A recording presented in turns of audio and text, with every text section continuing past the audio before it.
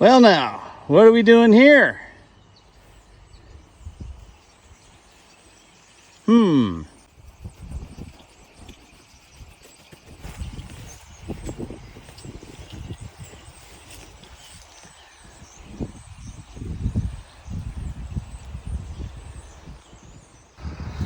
Due to safety concerns, I did not film it coming off, but it did come off fine. It didn't roll off bad. Maybe I should have filmed it and then edited it later. Got it hooked back up to Malachi and we're ready to roll. 3 weeks later. All right, so there is a temporary solenoid for the starter. I've got a temporary switch inside, and as you can see, all the wires down there that would go to the starter are now being bypassed so that I can at least get it started, quick start with a single starter unit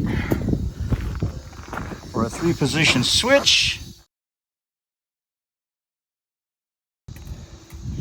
To ensure it will travel, I need to check the levels of all of these transfer cases and differentials to make sure that all of them are filled with oil.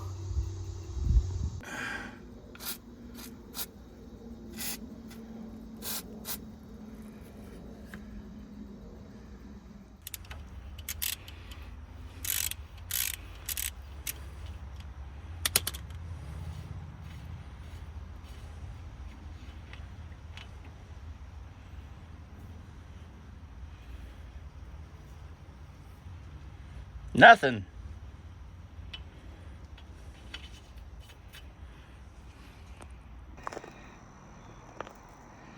Well, here we go. Well, son of a gun. That took all 5 gallons. Every bit. Great. How many more do I have to go? Let's see. One more. Differential axle. Okay, transfer case.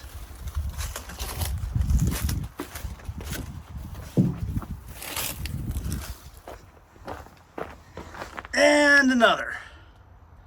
Sweet.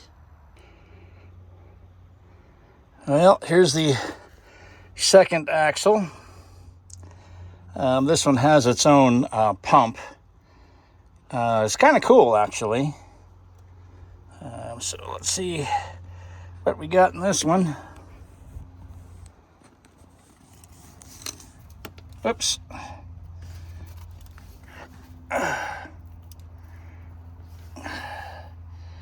Dry as a bone. This is not great. Oil prices these days. Arg. So moving forward, and this is the drop down axle here. So this is one of the, I can't remember what this is called, but it's a transfer case. Shaft comes in up there and then it lowers it down. I don't know, I can't remember if this is called like a step side or a step down or something. I don't remember. Maybe you guys can leave that in the comments. But it looks like I've got another inspection port there. Looks like there's a filler part here.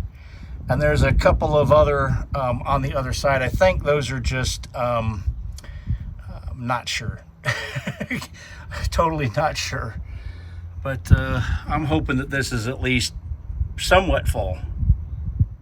Well, while I was under here, I have to give that one a PB blaster because it's really in there. This is what else I found.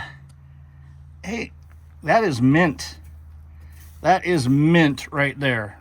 Oh yeah, awesome. Finally got this to turn by tightening it and then loosening it. Ugh.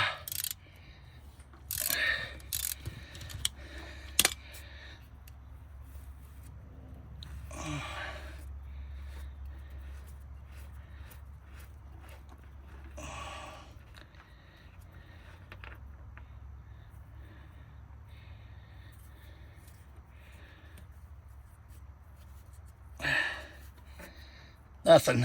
Bruh.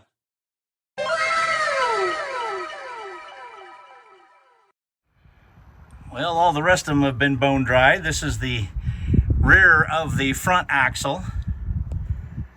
Got some PB blaster on it. I'm not expecting this to have any oil in it either. What I do see though, this looks awfully wet. That hose looks a little wet. And the bottom of that can looks a little wet.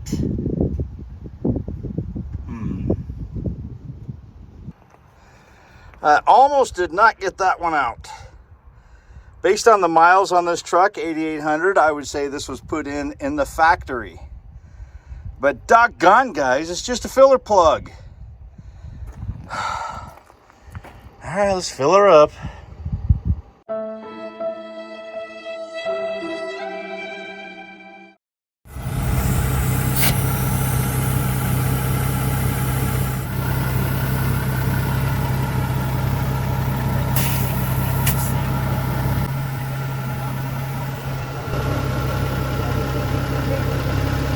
Close enough.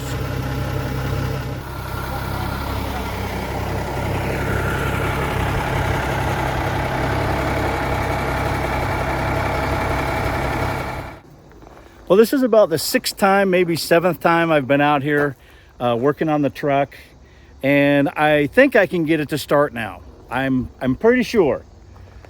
Took a little bit of jury rigging, but I'm gonna see if it'll start, and at least I think I can get it home now.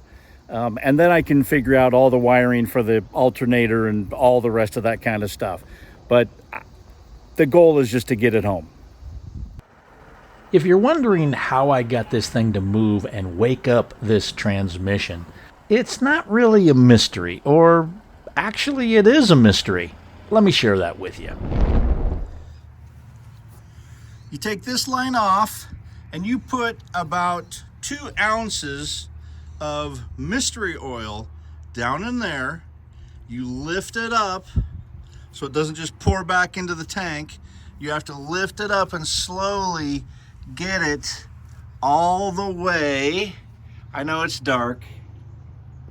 So you kind of have to lift it up so that the oil keeps going down that tube till it goes all the way inside there. I know it takes a little bit of time and it's a little bit of a pain in the butt, but that's how you do it. On to the next part. All right, so you remove this, it's like an umbilical cord. It's 3 bolts, you remove it, and you see all these little holes in here. Take a little syringe, it could be anything, a meat syringe, it could be, one of those things that you give to kids to give them their medicine, toddlers, because they can't swallow pills. and you take the mystery oil and you push it down each one of these little holes and get as much down there as you can. If you can get at least, maybe 10 drops or so down each one, that would be great. Much later. Hey, Mike Buffett! It's gonna make it! It's gonna make it! I'm 2 miles away from home. Everything looks great. Thanks be to God. Thanks be to God. I'm getting really close. Everything is operating fine. I can't tell what the temperature is with the engine oil, but it ain't blown up yet. Oh, I love it. I freaking love it. All right, I'll see you guys when I get home.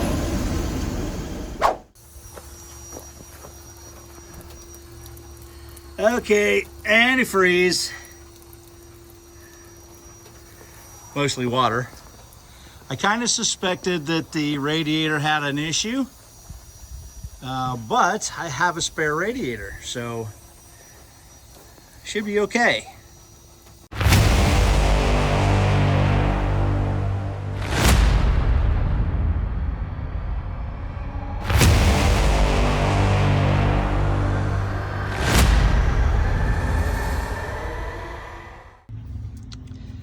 Well, I managed to get the old governor out, although I don't know how they ever got that fitting in. How? You can't turn it. It contacts a side up there. Anyway, I think that probably the reason why this was not working is because this exhaust port, the fitting that was in there, was absolutely completely plugged up and most likely prevented it from working at all. So this is probably still a good governor. So before you change yours, make sure you look on the back side here to see if that exhaust port is plugged up or not.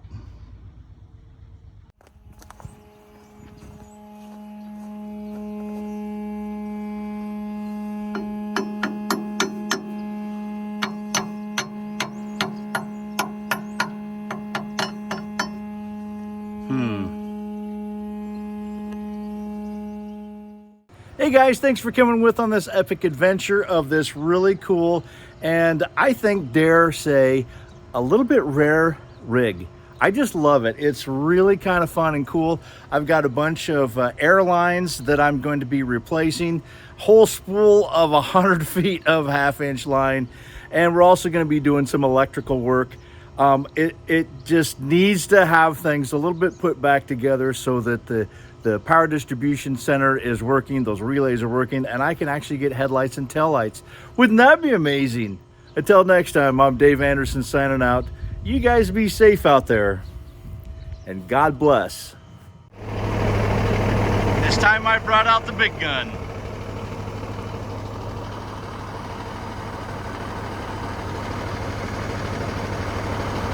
£33,000.